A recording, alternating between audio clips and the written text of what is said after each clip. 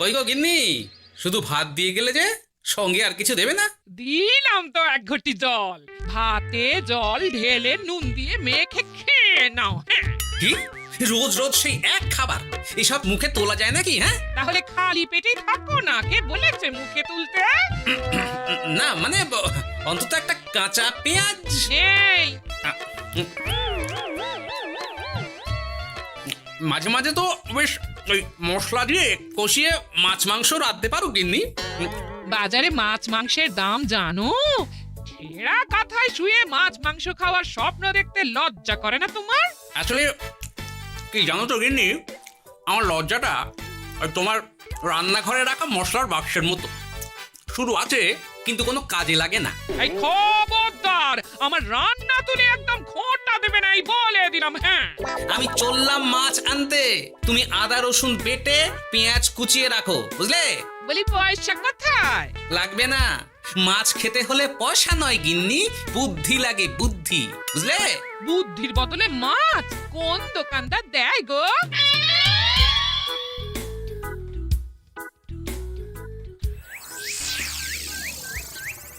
না না না না না, কিছুতেই বুঝে উঠতে পারছি না। এই নিন জাহাপনা, আপনার জন্য আম পোড়া শরবত এনেছি, খেয়ে নিন। ওরা কপাল আগে সামলাই, তারপর আম পোড়ার শরবত খাবো। সে কি জাহাপনা, আম তো আপনার প্রিয় ফল। তার চেয়েও প্রিয় ক্ষমতার লোভ।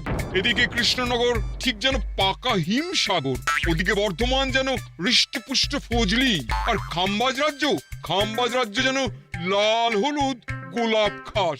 এদের একসঙ্গে খেতে না পারলে আমার ঠিক ভাত হজম হচ্ছে না উজির। হবে হবে, খুব তাড়াতাড়ি এই রাজ্যগুলো আপনার বর্ষতা স্বীকার করবে জাহাপনা। শুধু চাই সঠিক উপায়। কি উপায়? এদের সঙ্গে যুদ্ধে লড়ে আপনি সহজেই রাজ্যগুলো জিতে নিতে পারেন জাহাপনা, কিন্তু তাতে রাজ্যবাসীর ভালোবাসা পাবেন না। রাজ্যবাসীর ভালোবাসা পেতে হলে প্রমাণ করতে হবে তাদের রাজারা অপদার্থ। কি বলছো উজির? আমার তো কিছুই মাথায় ঢুকছে না। আপনি হলেন বাংলার নবাব, আর কথায় আছে না, মাছে ভাতে বাঙালি। বাঙালিকে না বুঝলে বাংলা জিতবেন কিভাবে? আসুন আসুন জাহাপানা, আসুন, আমি আপনাকে বাতলে দিই বাংলা জেতার উপায়। সাব্বাস উজির, তোমার বুদ্ধিটা ঠিক পাকা ল্যাংড়া আমের মতো, না মিষ্টি।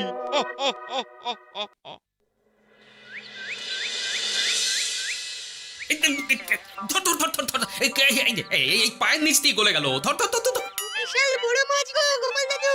একেবারে পাকা শোল। ছাড়বে না গোপাল দাদু, আজ রাতে আমরা জমিয়ে মাছ ভাত খাবো। খেতে তো হবেই, শোল মাছের ঝোল আর তেল কই। তোদের দিদাকে বড় মুখ করে বলে এসেছি, ধরেছি।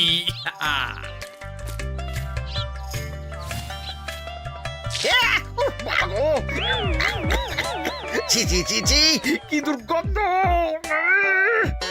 গোপালকে ছাড়বেন না মহারাজ, ও ইচ্ছে করে আমার মুখে কাদা ছুঁড়েছে। ঠাকুর বলেছেন মানুষ নিজের কর্মফল একদিন না একদিন ঠিক পাবে। মন্ত্রী মশাই যে এত তাড়াতাড়ি পেয়ে যাবেন ভাবতেই পারিনি। দেখেছেন মহারাজ, দেখেছেন? দোষ করে এখন আবার ধর্মের বাণী দিচ্ছে। তুমি রাজসভা কামাই করে এসব কি করছো গোপাল?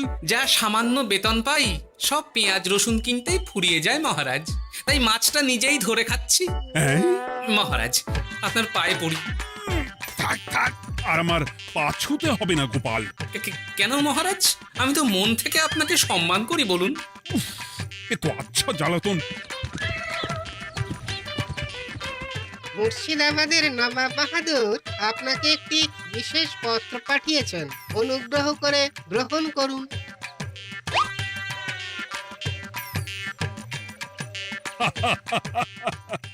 এ তো দারুণ আবদার। যাবো যাবো, আমি অবশ্যই যাব। কোথায় যাবেন মহারাজ? নবাব বাহাদুর লিখেছেন আগামী পরশু তার প্রাসাদে অতিথি হয়ে যেতে, তবে খালি হাতে নয়, সঙ্গে করে একটি জ্যান্ত মাছ নিয়ে যেতে। উপহারে জ্যান্ত মাছ? নবাব বাহাদুরকেও আমার মতন জল দিয়ে নুন ভাত খেতে হচ্ছে নাকি? নবাব হোক বা ফকির, সবার গিন্নি সমান। কিন্তু সঙ্গে করে কি মাছ নিয়ে যাওয়া যায়? ভেটকি, চিতল নাকি কাতলা? আচ্ছা, আগামীকাল রাজসভায় আমি সবার মতামত শুনবো। গোপাল, আগামীকাল ঠিক সময় চলে এসো কিন্তু। আগে যাব মহারাজ, শুধু আমার বেতনটা। ভেবে দেখবো। চল রে, আজ অনেক মাছ পেয়েছি। চল চল চল।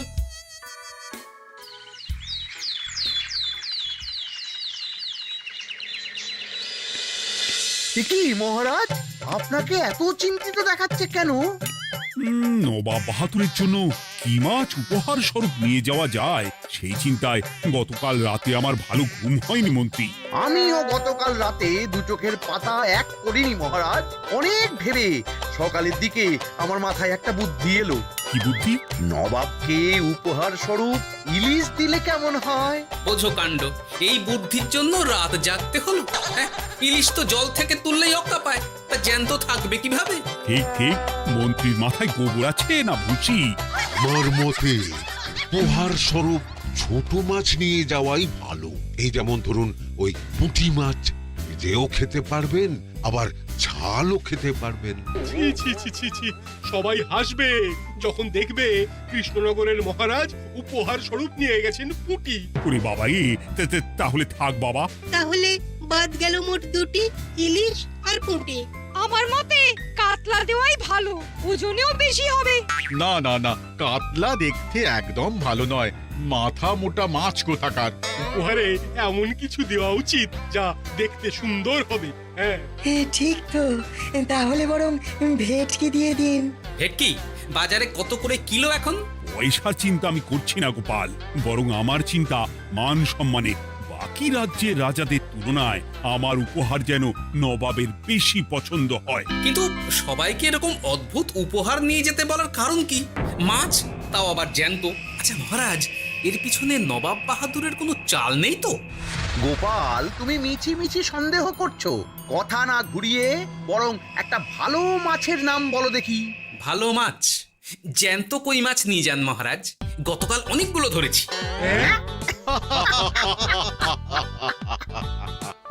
কি, এত ভালো ভালো মাছ থাকতে আমি শেষে কই মাছ নিয়ে যাব? তুমি সমাধান না দিয়ে উল্টে মজা করছো গোপাল।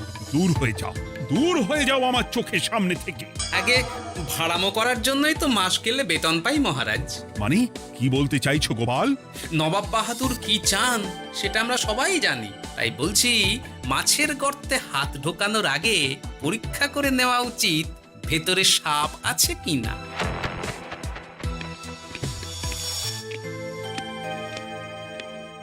এই মন্ত্রী, গোপাল কি বলে গেল? সাপ ব্যাং কিছুই তো বুঝলাম না।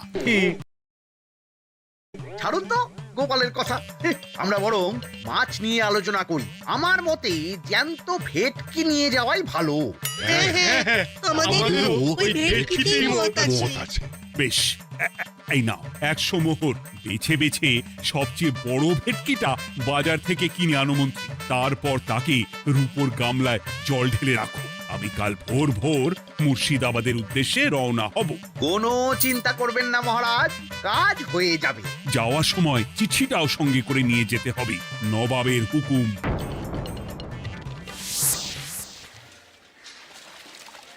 এই দেখুন কেমন খেলা করছে। হ্যাঁ, বাহ বাহ বাহ। ওজনে কত হবে? 4 কিলো তো হবেই। কিলো 2 পয়সা হিসেবে 8 পয়সা দেবেন। আমি শুধু ওজন জানতে চেয়েছি, দাম শুনে আমার কি হবে? এই, এটাকে গাড়িতে তোল। আর মাছের দামটা? মুর্শিদাবাদের নবাবকে আমাদের মহারাজ এই ভেটকিটা উপহার স্বরূপ দেবে। তোর ভাগ্য ভালো যে মাছটা তুই ধরে এনেছিস। আবার টাকা কিসের রে? আয় রে আয় আয় আয় আয়, আমার কত ক্ষতি হয়ে গেল।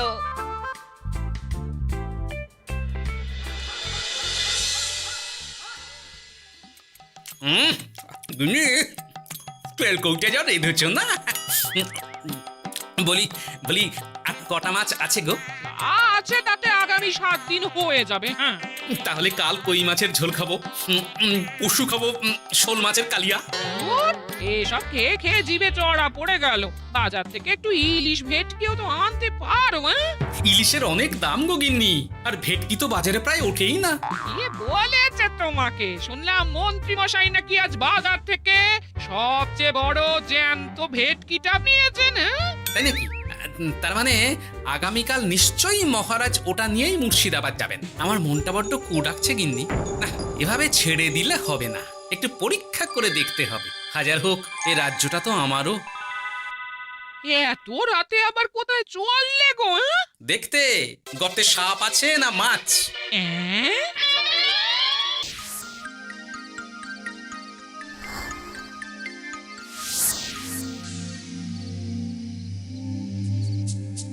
এ কি গোপাল, এত রাতে? সব ঠিকঠাক বুঝেছো তো? হ্যাঁ হ্যাঁ, তুমি কোনো চিন্তা করো না গো গোপাল দাদা। তাহলে কাল উত্তরের জঙ্গলে।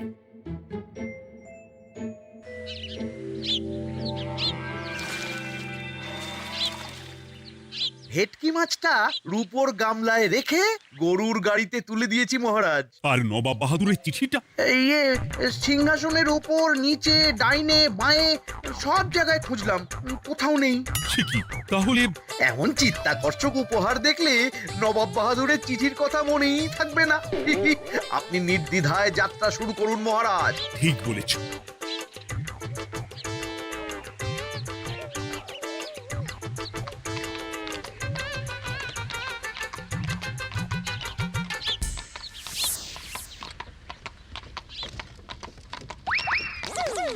ওই তো মহারাজের রথ এসে গেছে। এই যা যা বলেছি মনে আছে তো? আছে গো আছে। ভেটকি মাছের পাতুরি আর ঝোল দুটোই রাঁধবো। হ্যাঁ, আমার ফিরতে কদিন দেরি হতে পারে, বেশি দেরি হলে তোমরা খেয়ে নিও, এবার লুকিয়ে পড়ো।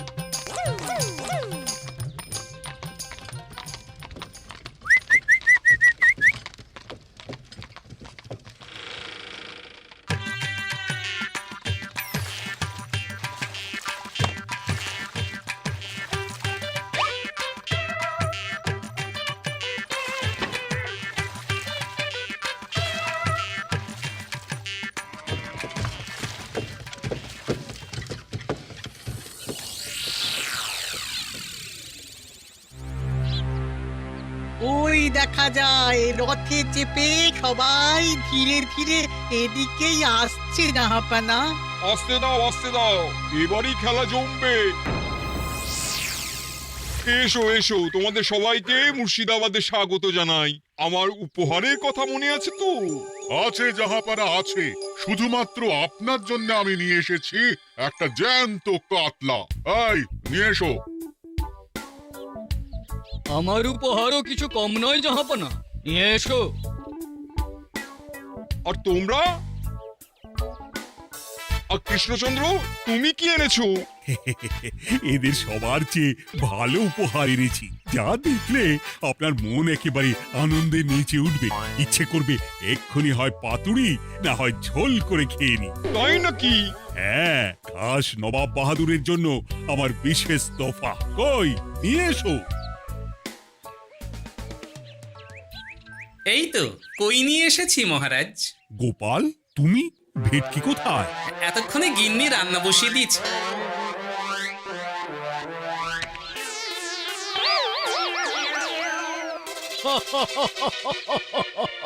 শেষে কিনা কই মাছ? আর কোনো মাছ খুঁজে পেলে না নাকি কৃষ্ণচন্দ্র?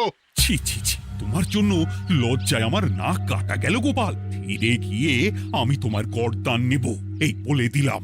অনেক হয়েছে, এবার তোমরা সবাই আমার কথা মন দিয়ে শোনো। আমি তোমাদের সবাইকে একটা করে জ্যান্ত মাছ আনতে বলেছি, একটি বিশেষ কারণে। তার আগে সবাইকে আমি জিজ্ঞাসা করতে চাই, আপনারা সবাই নবাব বাহাদুরের পাঠানো চিঠিটা মন দিয়ে পড়েছিলেন তো? হ্যাঁ পড়েছি। হ্যাঁ হ্যাঁ হ্যাঁ, আমরাও পড়েছি। বেশ, তাহলে তো তোমরা এই আমন্ত্রণের কারণটা জানো।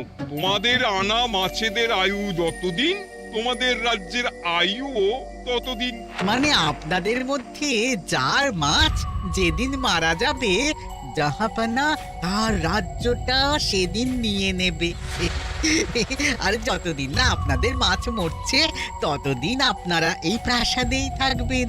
হ্যাঁ, এইরকম কিছু তো চিঠিতে লেখা ছিল না। কে বলেছে ছিল না? ওই জন্যই তো আমি সঙ্গে করে চিঠিটা আনতে বলেছিলাম। এনেছো? হ্যাঁ হ্যাঁ, আমি এনেছি। এই যে এখানে তো কোথাও এরকম কিছু লেখা নেই। তোমরা হলে রাজা, রাজাদের সব সময় চোখ কান খোলা রেখে চলতে হয়। উজির, এই নাও।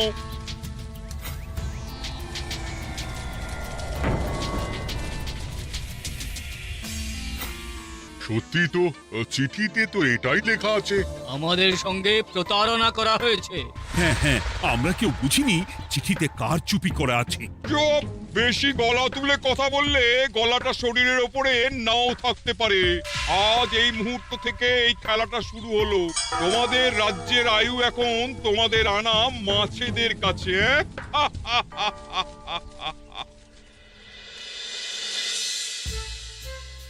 উজির, কার মাছের কি অবস্থা? আগে বাকিরা মোটামুটি সাঁতার কাটলেও খাম্বাজ রাজার আনা কাতলা খাবি খাচ্ছে। মনে হয় খুব তাড়াতাড়ি যাবে। বাবা বাবা বাবা, এ তো খুব ভালো কথা। অপেক্ষা করি তবে। গেল গেল, আমার রাজ্যটা ভেসে গেল। গেছে মহারাজ, গেছে।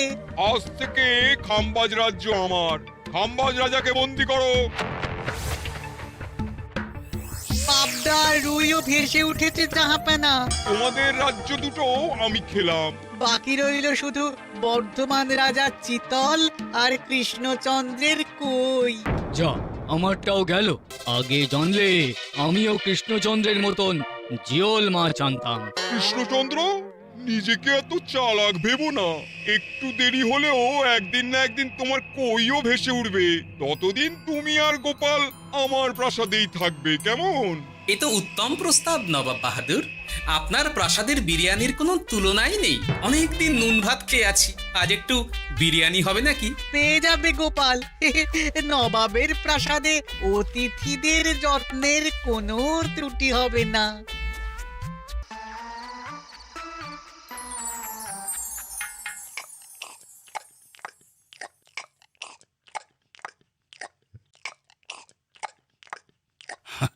আমাকে ক্ষমা করে দিও গোপাল, আমি তোমাকে অনেক কথা শুনিয়েছি, কিন্তু এখন বুঝতে পারছি কেন তুমি ভেটকির বদলে কই মাছ এনেছো। আহ, বিরিয়ানিটা যে রেঁধেছে না, বলছি ওই নবাবের বাবুর্চিকে কোনোভাবে কৃষ্ণনগরে ধরে নিয়ে যাওয়া যায় না মহারাজ? গোপাল, কোনো মাছই অমর নয়। একদিন তোমার আনা ওই কই মাছটাও মারা যাবে, আর সেদিন আমাদের কৃষ্ণনগর রাজ্যটা নবাবের হবে।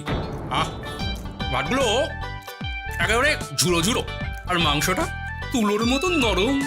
আহ, আমার কথা কি তোমার কানে যাচ্ছে? গোপালের চোখ কান সব সময় খোলা থাকে মহারাজ, আর তাই চিঠির কারচুপিটা ধরতে আমাকে বেশি বেগ পেতে হয়নি। কিন্তু কিভাবে বুঝলে গোপাল চিঠির রহস্যটা? কারণ আমি জানতাম নবাব বাহাদুর অনৈতিক কিছু করবেন না। গায়ের জোরে নয়, বুদ্ধি দিয়েই উনি বাজিমাত করবেন। অবশ্য এ ব্যাপারে আমাকে সাহায্য করেছে বিজ্ঞানী। একটা সাহায্য করতে পারবেন বিজ্ঞানী?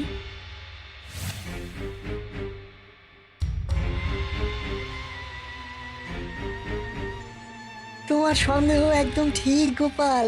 এই চিঠিতে লেবুর রস দিয়ে লেখা হয়েছে কয়েকটি লাইন, যা শুধু আগুনের তাপেই ফুটে উঠবে। এই নাও। সর্বনাশ! গর্তে মাছ নয়, বিষধর সাপ আছে। এবার কি হবে গোপাল? আগামী 7 দিন পেট ভরে বিরিয়ানি খাবো মহারাজ। ততদিনে ওরা এসে যাবে। কারা আসবে? দেখুন না শুধু।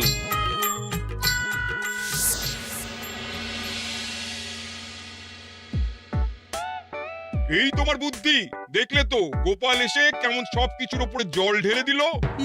মানে বুঝতে পারিনি যে ওরা ওরা চিঠির কারচুপি সব ধরে ফেলবে। কৃষ্ণচন্দ্রের কই মাছের কি খবর? সেটা কি এখনো জীবিত? আগে আমাদেরও একই প্রশ্ন নবাব বাহাদুর। এভাবে আর কদিন চলবে জানা নেই। কবে যে সব থেকে মুক্তি পাবো।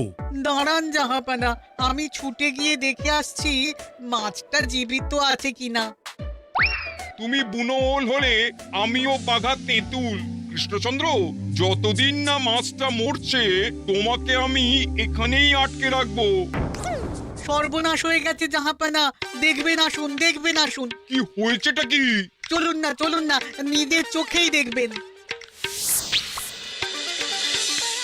সে কি, কই মাছ বাচ্চা দিয়েছে? এটার অপেক্ষাতেই তো ছিলাম। ওরা এসে গেছে মহারাজ, এবার আপনার রাজ্য সুরক্ষিত। মানে নবাব বাহাদুরের কথা অনুযায়ী মাছ মারা গেলে রাজ্য ছাড়তে হবে। এমনিতেই কই মাছের জান শক্ত, এরাও বড় হবে, বাচ্চা দেবে। এইভাবে কই মাছের গুষ্টি মরে শেষ হতে হতে নবাব বাহাদুর আর বেঁচে থাকবেন না। হ্যাঁ নয়, হ্যাঁ। বেছে বেছে ঠিক মা কই মাছটাকে নিয়ে এলে, এবার রাজ্যে ফিরি। কি লাভ, সেই তো নুন ভাত খেয়েই থাকতে হবে। না, আমি তোমার বেতন 10 গুণ বাড়িয়ে দেব, আর যাওয়ার সময় নবাবের বাবুর্চিকেও ধরে নিয়ে যাব। আজ থেকে তুমি শুধু বিরিয়ানি খাবে। জয় জয় মহারাজের জয়, জয় কই মাছের জয়।